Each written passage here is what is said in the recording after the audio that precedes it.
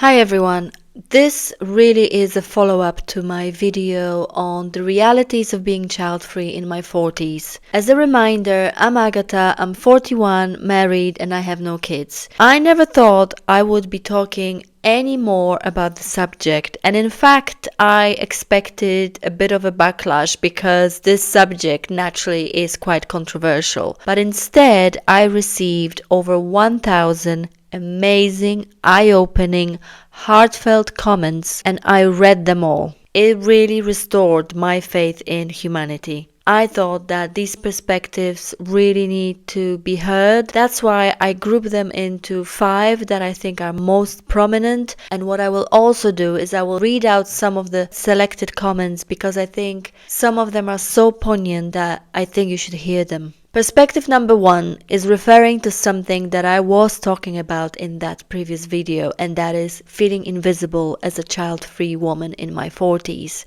Everybody is feeling invisible, including parents. Women were sharing their stories how they too feel invisible as parents. Because of all the commitment that they obviously have to their children, they are not able to spare time for social events or social circles. One user is saying, I am the mother of 3.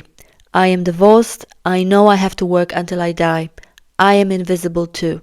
I wish you all well. Plus, what became apparent is the level of invisibility is really reflected by our environments and the social circles we operate in. Those who don't feel invisible, they usually refer to the great circle of friends that are also child-free, that are like-minded, hence they don't really have the pressure of having to explain themselves about not having children. On the other side, those who do feel invisible, they often feel invisible because of, for example, their families pressuring them into either marriage or having kids because that's the value system that they live in. For example, 3 Squared Designs says this: I've experienced everything you mentioned in one way or another. I'm 42, I do wonder. I am sometimes overcome with grief over never being a mother. I've been treated less than for years by my religious family members who put immense value in being a parent. It's tough. Perspective number 2 is that the image of child-free people online is often wrong.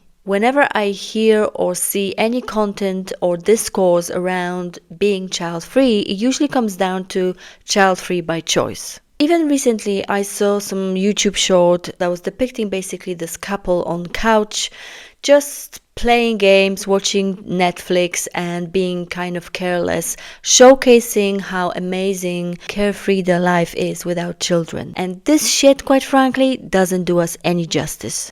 Because all it does is perpetuates this notion that child-free people are living this superficial life, plus that they have lots of cash to spare.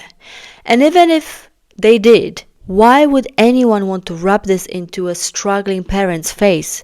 I definitely wouldn't. One user has described it really well. I think her name is Manna Puranna 2678. She says this: what annoys me is that even people who are child-free by their own choice, they often picture their lives like a never-ending party. You can read on internet comments of women saying, I'm happy, enjoying my life, going out, eating out, traveling, etc. It gives an impression that just because we don't have kids, our development has stopped somewhere in teenage years and we do not have adult people problems. I do not blame people with children who think so because this is the picture many of us are showing them.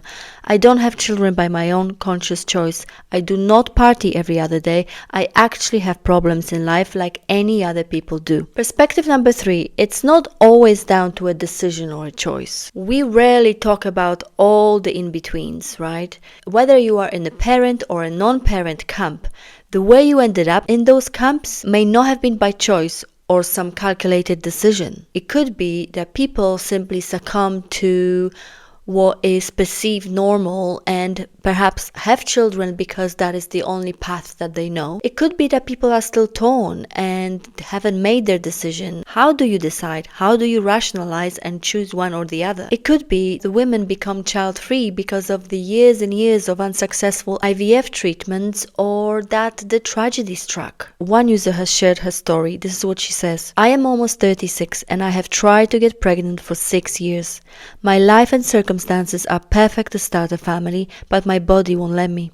My uterus, ovaries, and my husband's sperm is all fine, but the universe has decided another life for us. A good life, surrounded by children that I love and spend time with every day, but they are not my children, and will they still love me and spend time with me when they are grown up and I am old? Will we then be alone, or will they still consider us as an extra mom or dad? Our intimacy has been reduced to timing and ovulation. I am trying now to just relax and enjoy life and my partner, and I am trying to convince myself that our life will be good either way. It will be, but oh my God, I want children. The grief of not having children is very real. It seems strange to grieve something I never had, but I am grieving the life and the love I am missing out of. And that leads me to perspective number 4, and that is both sides have regrets. I don't think I can really explain this any better than the comments by 2 women, one with child, one without children, that summarize this. This is what Luciana Boff 8546 says. My kid is 3 years old, and despite loving her, I still regret having a kid. It's an unnecessary exhaustion. Probably people that make you feel the way you feel about kids are not comfortable or courageous enough to admit that they would like to be in your place. And then Cheshire XQ2SI says this. I never wanted a kid, probably from the age of 2. And the more people pushed or said, you'll change your mind someday, was enough to never reconsider. I made sure to be with a man who did not want children. I would every year on our anniversary ask, we still good on the no children thing? Recently, way too late in the game, doubts are starting to creep in. But at this point, there's nothing to be done. Besides, I'm not going to upend my entire life because of few doubts. Certainly never thought thoughts like this would show up in my head. I wouldn't change anything though. I at least knew that just because you might want a kid doesn't mean you're ready or should have a kid. And finally, perspective number 5, and that is simply the perspective of men. I absolutely loved hearing from men, and I was fascinated to hear that they too get judged. They too sometimes regret not having children. They too get asked questions of, do you have kids? Why don't you have kids? And depending on their trajectory of life, they find it very hurtful. I want to end with a comment that kind of stopped me in my tracks, and that is from a man whose story almost brought me to tears. This is what he says. 40-year-old black male, had kids several times, but tragedy struck. Never been married, single, 20-year career, plus a side hustle, best shape of my life, not rich, but not broke. And I get asked this question constantly. It's not that I didn't want kids, in fact, I did. To be honest, I wanted to be the perfect father because I didn't have one. And the harder I tried, the more it was taken away. But it's so true in this video because you are looked down upon.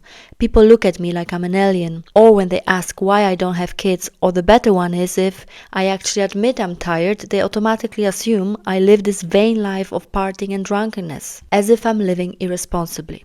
And yes, you do have to be quite defensive at times. I don't give out my life story, but there is subtle disrespect for sure.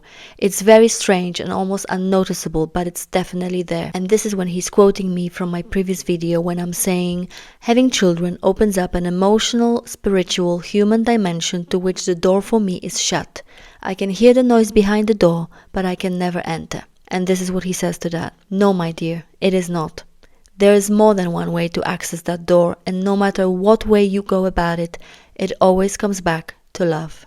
These perspectives and these stories, they just needed to be heard, and we just need to be more tolerant of each other and less judgmental. If you enjoyed this content, please like and subscribe, and I'll see you next time.